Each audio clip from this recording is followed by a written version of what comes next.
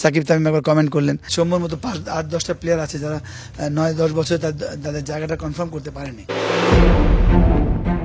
West ইন্ডিজের বিপক্ষে তৃতীয় ওয়ানডেতে সাইফ সৌম্যর ব্যাট হাতে জ্বলে ওঠা স্বস্তি দিয়েছিল দেশের ক্রিকেট ভক্তদের, কিন্তু এই আগুনের পারফরম্যান্সের পেছনেও আছে চিন্তার ছাপ। আমাদের এই সৌম্যর মতো 8-10টা প্লেয়ার আছে যারা 9-10 বছর তাদের জায়গাটা কনফার্ম করতে পারেনি। এই জন্য ওই দলও কিন্তু স্ট্রাগলিং করে। দেশের ক্রিকেটে ধারাবাহিক পারফর্মারের অভাব ওপেনারদের বেলায় একথা তো আরও বেশি সত্য। 10 বছরের ওয়ানডে ক্যারিয়ারে সৌম্য শতক হাঁকিয়েছেন 3টি, সেটিও 3 দফায়, 2015, 18 আর 2023 সাল। অথচ এর মধ্যে খেলেছেন 79টি ইনিংস।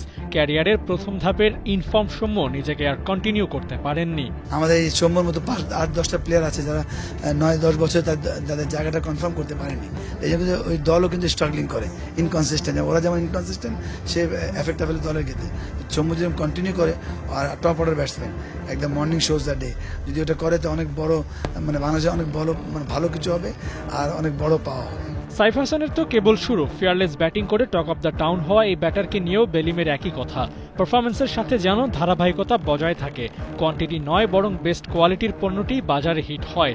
সাইফদের জন্য এটাই এখন সবচেয়ে বড় চ্যালেঞ্জ।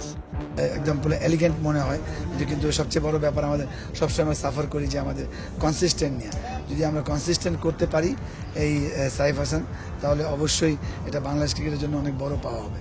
ঘরের মাঠে সিরিজ জয়ের মধ্য দিয়ে প্রায় 1.5 বছর পর টাইগাররা ওয়ানডে সিরিজ জিতেছে। ব্যর্থতার লুপে পড়ে থাকা বাংলাদেশের জন্য এই জয় টনিক হিসেবে কাজ করবে নিশ্চয়ই।